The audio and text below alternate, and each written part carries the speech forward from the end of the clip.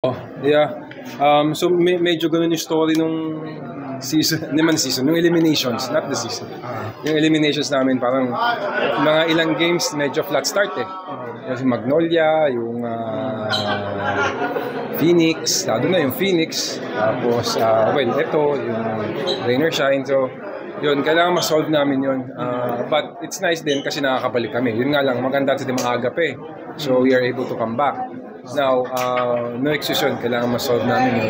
Pero maganda yung grit na nakakabalik kami. Towards the end, may chance pa kami manalo.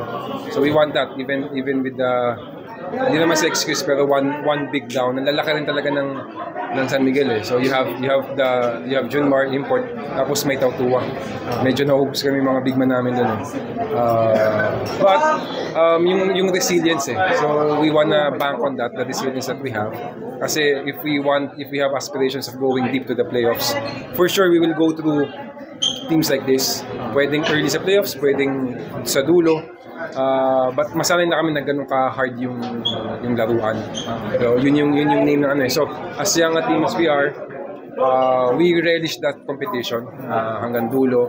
Lalaban mga possession by possession. Actually, ito one possession game eh. We could have a chance to close it out with a couple of shots na hindi lang pumasok. And a couple of shots din sa kabila na nagmintis sila. But we're happy, especially it's an improvement on last conference eh. And then of course we will go to the playoffs for sure. So ngayon ang goal is to be better on how we perform last conference. Wala nang moral victory sa amin. Kailangan manalo na kami. So tingnan tayo namin kung sino yung first round ng playoffs and we will prepare for that and we will give it a good fight. Again, ang goal namin is to go deeper than we did last conference and hopefully we get our guys complete. For sure naman, I think makakabalik na si Justin kasi he's been doing his part. Medyo nag-train na rin siya. We'll have him back. We'll get him ready. Yun yung sacrifice niya yun. Para medyo okay sa playoffs, para medyo fresh siya. So, yun, it's a good eliminations but hindi natapos to. Bali wala itong good finish ito ng eliminations kung hindi namin ma-follow through sa playoffs. Coach, hope you don't mind yung foul on the last play with CJ Perez. Yung shooting foul, may comment ka lang. Oh yeah, gano'n naman eh. I mean, it can go either way. Pwedeng tawagan, pwedeng hindi.